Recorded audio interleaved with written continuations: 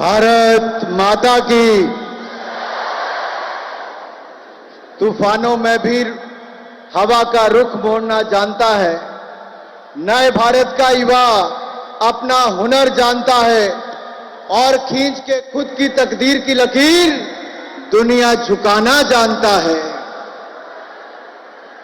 राष्ट्रीय युवा दिवस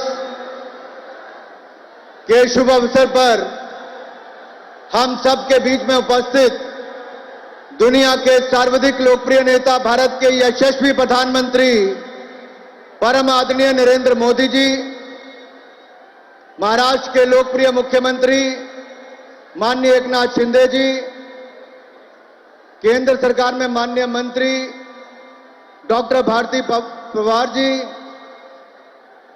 युवा कार्यक्रम एवं खेल के राज्य मंत्री भाई निशित प्रमाणिक जी, महाराष्ट्र के उप मुख्यमंत्री अजीत पवार जी, महाराष्ट्र के उप मुख्यमंत्री आदरणीय देवेंद्र फडणवीस जी, मंच पर उपस्थित सभी माननीय मंत्रीगण, सांसदगण, विधायकगण और यहां पर उपस्थित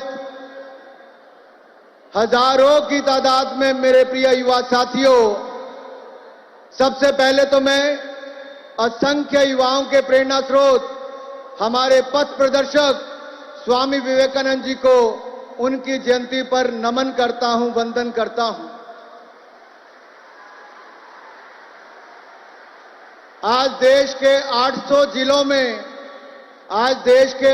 जिलों में जिला पे तो कार्यक्रम चल रहे हैं, 20,000 से ज्यादा स्थानों पर कार्यक्रम हो रहे हैं और यहां पर यह युवा महाकुंभ मैं कहना चाहता हूं कि आप सबकी ओर से देश के यशस्वी प्रधानमंत्री जी का एक बार अपने स्थान पर खड़े होकर जोरदार तालियों के साथ स्वागत, अभिनंदन करें।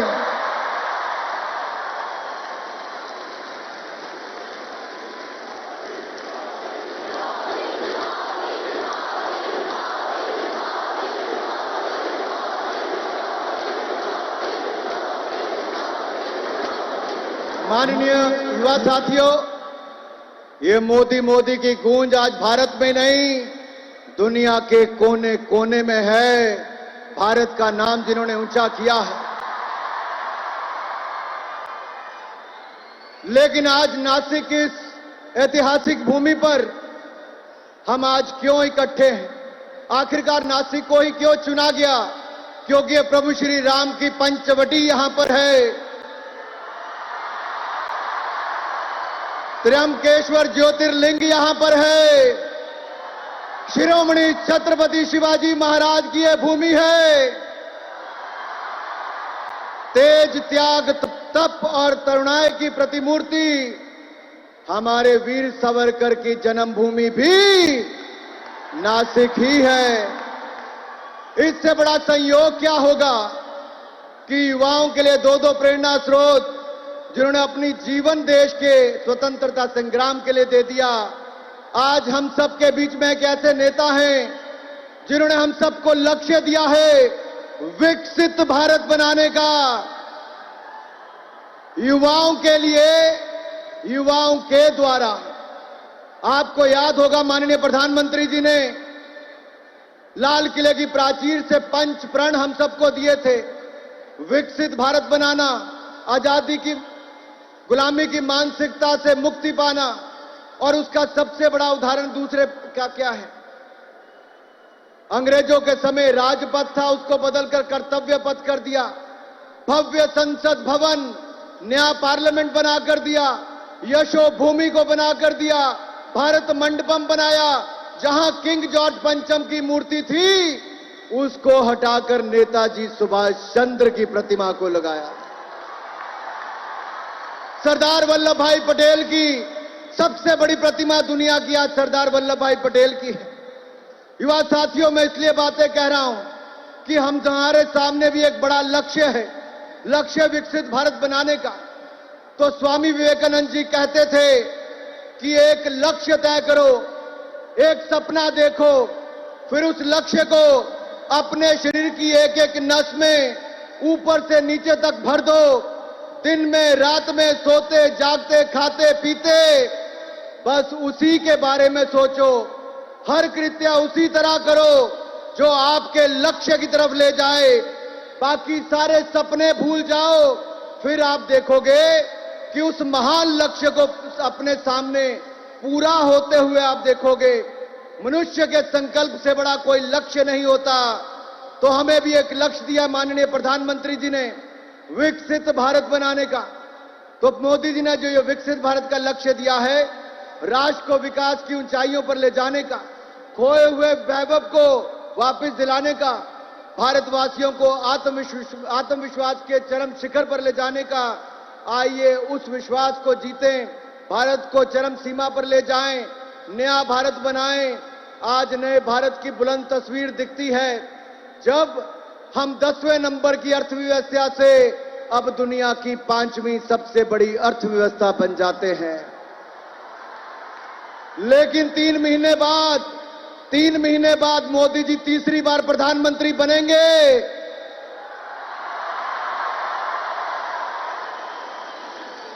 और जब तीसरी बार प्रधानमंत्री बनेंगे तो हम दुनिया की तीसरी सबसे बड़ी अर्थशक्ति बन जाएंगे। और अगले 3 सालों में नासिक में भी कुंभ आएगा। एक और हम नासिक का कुंभ बनाएंगे, दूसरी तरफ दुनिया की तीसरी सबसे बड़ी अर्थव्यवस्था बन जाएंगे। मेरे युवा साथियों, एक समय 10 साल पहले ऐसा था, 2G घोटाला सुनने को मिलता था। आज आत्मनिर्भर भारत का अपना 5G का नेटवर्क दुनिया में सबसे बड़ा बन गया है। उस समय कॉमनवेल्थ खेल का घोटाला सुनने को मिलता था। आज भारत के खिलाड़ी 100 मेडल जीतकर एशियन गेम्स में आते हैं और हम जल्द ही ओलंपिक्स का आयोजन भी करने वाले हैं। उस समय अंतरिक्ष घोटाला सुनने को मिलता था। आज भारत अंतरिक्ष में नए आयाम स्थापित करता है। चंद्रयान मिशन की सफलता, दुनिया का इकलौता देश भारत दक्षिण ध्रुव में तिरंगा झंडा लहराता है शिव शक्ति पॉइंट पर। उस समय डिफेंस घोटालों की गूंज थी। आज आत्मनिर्भर भारत में 1 लाख करोड़ की डिफेंस प्रोडक्शन के नए रिकॉर्ड बनाए हैं। उस समय कोल स्कैम था। आज हमने स्टील और पावर के उत्पादन में नए रिकॉर्ड बनाए हैं। यही नहीं मेरे भाई और बहनों, आज भारत नूतन और पुरातन को एक साथ लेकर चल रहा है, तो मोदी जी के नेतृत्व में लेकर चल रहा है। आज विरासत भी और विकास भी है। दिव्य और भव्य सोमनाथ धाम, काशी विश्वनाथ धाम, केदारनाथ धाम, महाकाल लोक धाम और अब अयोध्या धाम में भव्य राम मंदिर का निर्माण भी पूरा हो गया।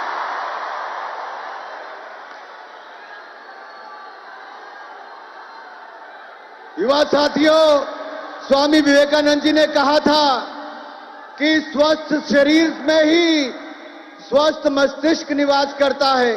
सो गीता को अगर हृदय से समझना है तो पहले फुटबॉल खेलो, मांसपेशियों को मजबूत करो। मोदी जी भी वही कहते हैं, खेलो India, fit India, drugs free India.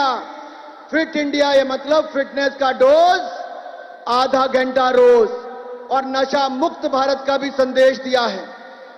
एक अंतिम बात करके मैं अपनी वाणी को विराम देना चाहता हूं। मेरे साथियों, आजकल कुछ लोग जातिवाद और क्षेत्रवाद का जहर घोल रहे हैं।